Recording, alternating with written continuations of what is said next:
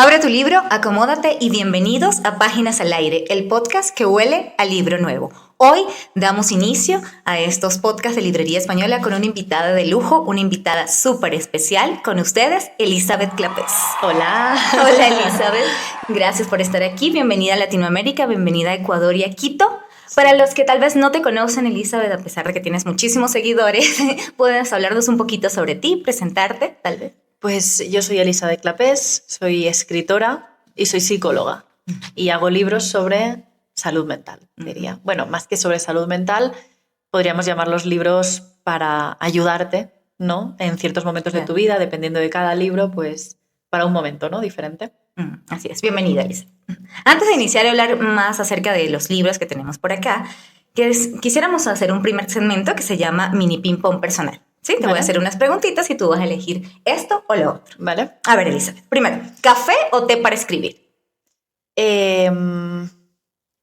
Té. ¿Terapia presencial o virtual? Virtual. ¿Llorar en silencio o hablar hasta soltar? Hablar hasta soltar. ¿Amor romántico o amor propio? Las dos. Las dos, ok. ¿Libros en papel o audiolibros? En papel. Totalmente. Siempre, en 100%. papel, siempre. Sí. ¿Prefieres escribir de noche o al despertar? De noche. ¿Un lugar que te inspire? El salón de mi casa. ¿Un libro que siempre recomendarías?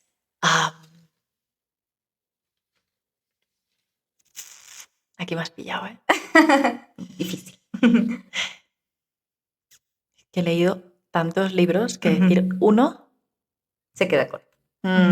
A ver, a mí un libro que me marcó muchísimo y es muy típico, pero lo siento no dar una respuesta quizá más original, pero es El hombre en busca de sentido de Víctor Frank. Okay. Sí, y bueno, quizá porque me gusta mucho el tema del Holocausto, obviamente no el Holocausto, sino como las obras que salieron a raíz de ello, también El diario de Ana Frank, El niño en pijama de rayas. Sí. Ya, entonces hay varias opciones. Ok. Para comenzar desde lo más esencial, Elizabeth, ¿cómo fue tu propio camino por la psicología?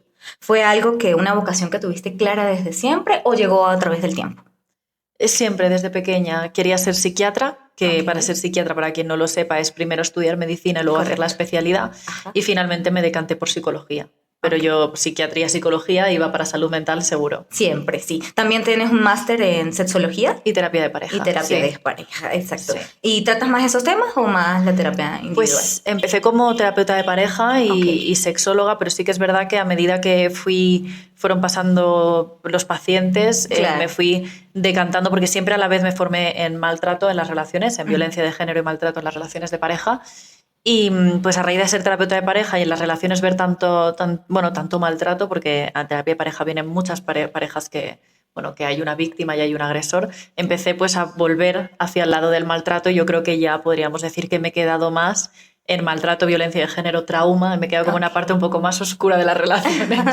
Entiendo, sí. ¿Y cómo vinculas eso también con la parte de la docencia, no? Porque coordino el máster. O sea, sí, yo estudié este máster y después pues tuve la suerte de poder crear este máster de cero con la Universidad de Distancia de Madrid y lo creamos con unas compañeras, no fui yo sola, al final sí soy la coordinadora, pero pedí ayuda a un equipo, evidentemente, y creamos el máster que nos hubiese gustado poder estudiar a nosotras, con todo lo que faltó los que estudiamos nosotras cuando éramos un poquito más jóvenes y al final creamos ese máster y ahora pues lo coordino y soy docente.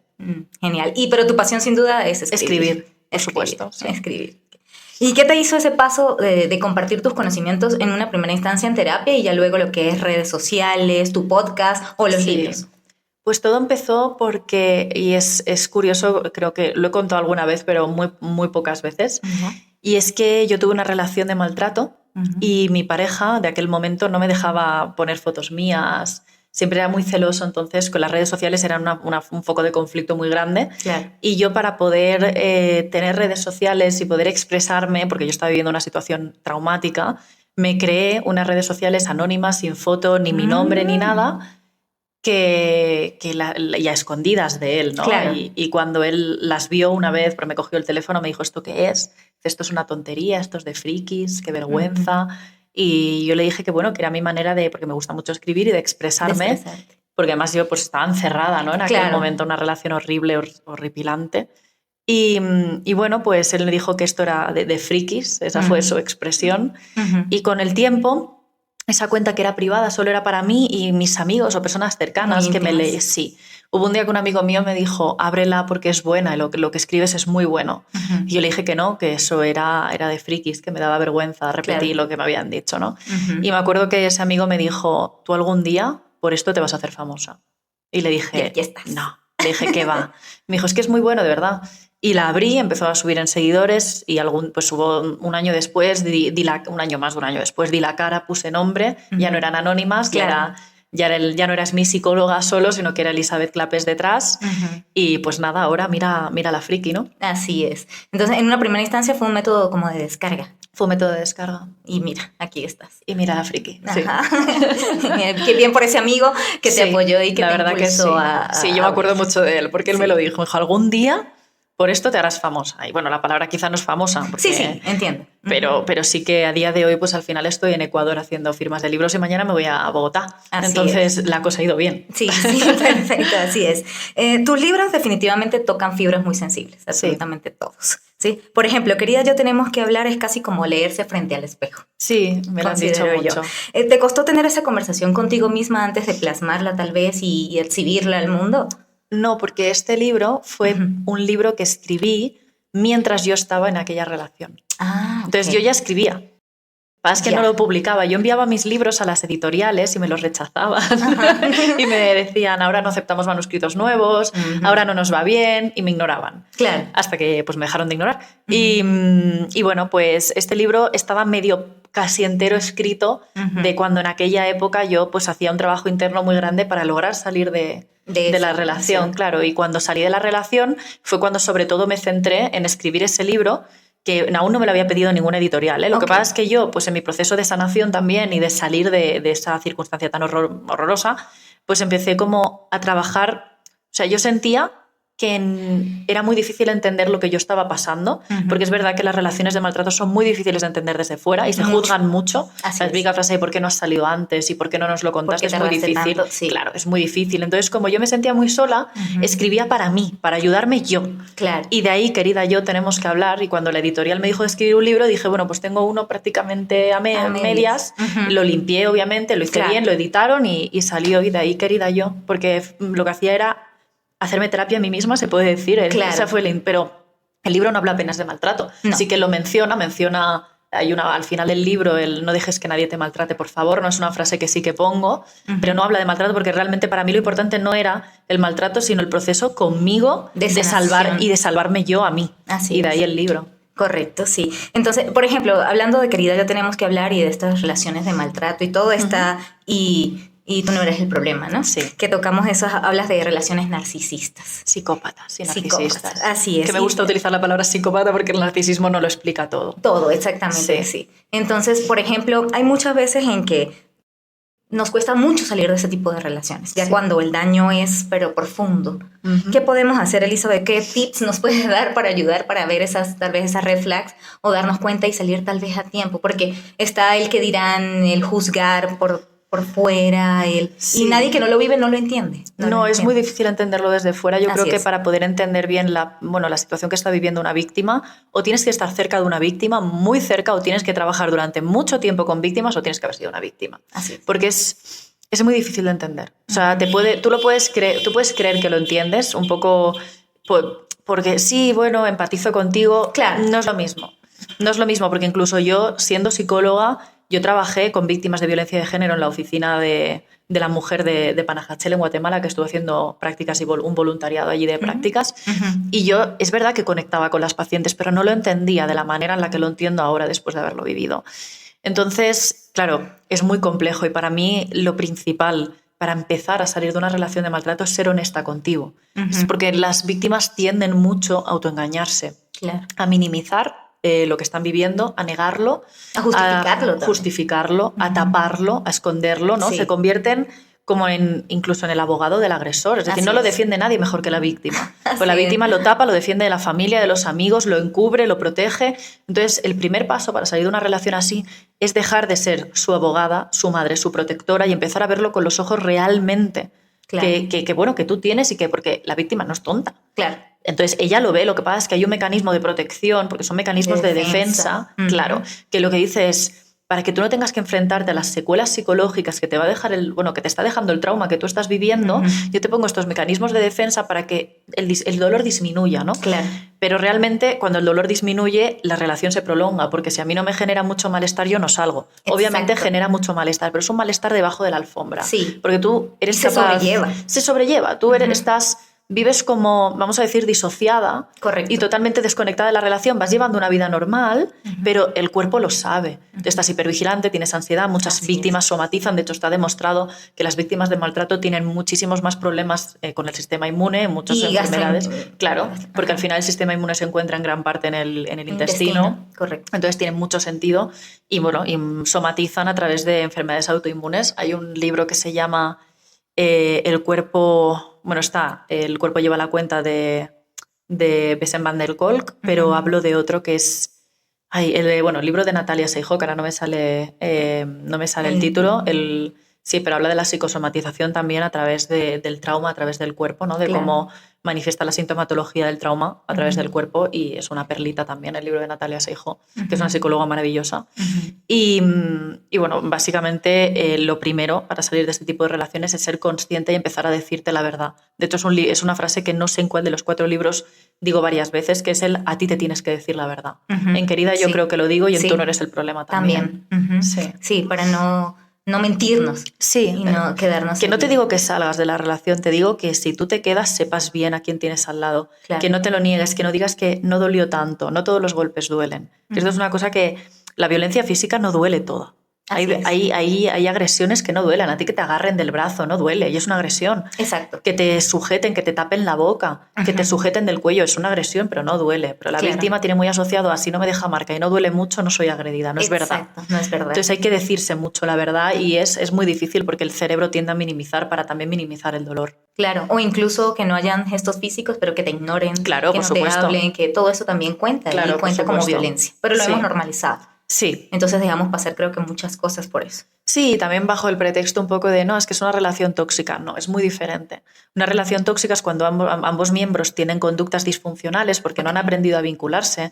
Pues uno es más celoso, otra es insegura y los dos se hacen daño, pero no hay una clara víctima y un claro agresor y un claro patrón de maltrato. Exacto. ¿Vale? Es diferente. Porque es repetitivo. Claro, o sea, la relación tóxica al final es no nos sabemos relacionar bien, no tenemos herramientas, no nos han enseñado, que esto también sucede. Claro. Entonces, hacemos daño, pero sin querer, sin maldad. No hay una planificación detrás, claro. Es simplemente me dejo llevar por mis emociones, no gestiono bien. Tengo también unas heridas a lo largo de mi vida que me marcan, pero una relación de maltrato es diferente, porque hay una víctima y un agresor. Tú sacas de esa relación al agresor y lo pones en otra relación y volverá a ser una relación de maltrato. En cambio, sacas a la víctima y la pones con una buena persona y ya va a dejar de ser víctima. Claro. Todo es distinto. Es distinto. Ya la ansiedad desaparece, la somatización. Bueno, luego está el post-trauma. Claro.